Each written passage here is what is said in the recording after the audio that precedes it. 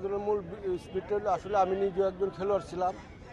ওই হিসাবে আমি জানি খেলাধুলায় যদি একটা লোক জড়িত থাকে সে মাদকের সাথে জড়িত থাকবে না, সে কোনো ওই সমাজের কোনো অকারেন্স অথবা অসামাজিক কোনো কার্যকলাপে লিপ্ত থাকবে না।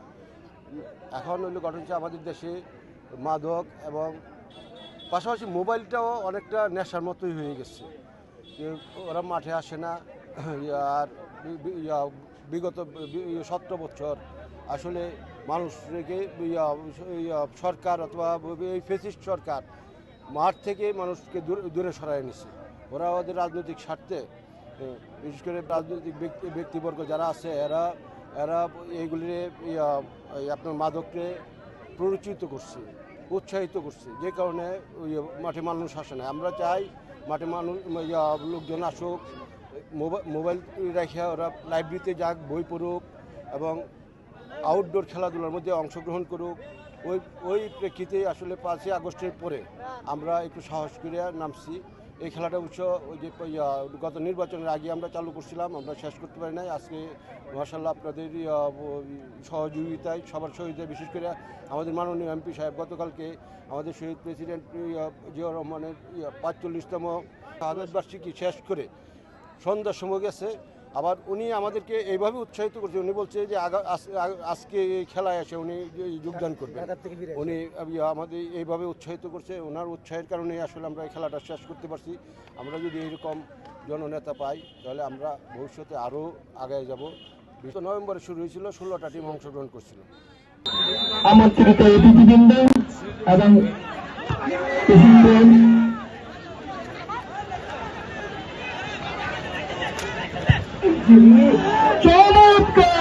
খেলার মাঠ হাউজিং বিল্ডিং হয়ে গেছে।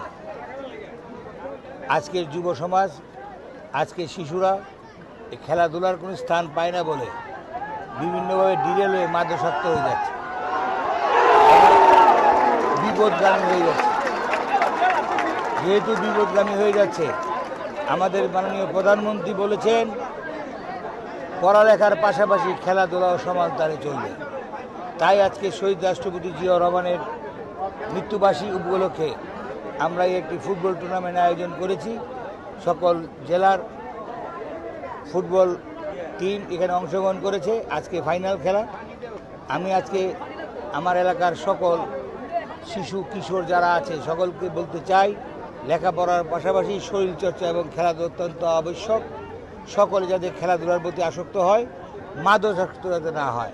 সকল কিশোর যুবককে খেলাধুলা এবং পড়ালেখায় মনোনিবেশ করার জন্য আজকে এই খেলার অনুষ্ঠান আমরা আয়োজন করেছি।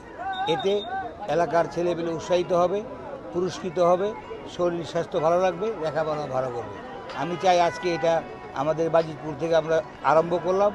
এটার একটা উদাহরণস্বরূপ সারা বাংলাদেশে যাতে প্রতিটি উপজেলায় যাতে এরকম আয়োজন করা হয়, যাতে মানুষ এবং শিশু কিশোর ছেলেরা যুবকরা খেলাধুলায় আসক্ত হয়, যাতে মাদকাসক্ত না হয়।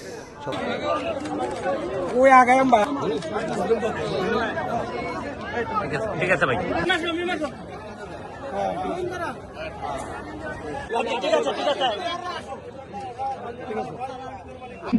ব্যাডমিন্টন খেলা, ভলিবল খেলা,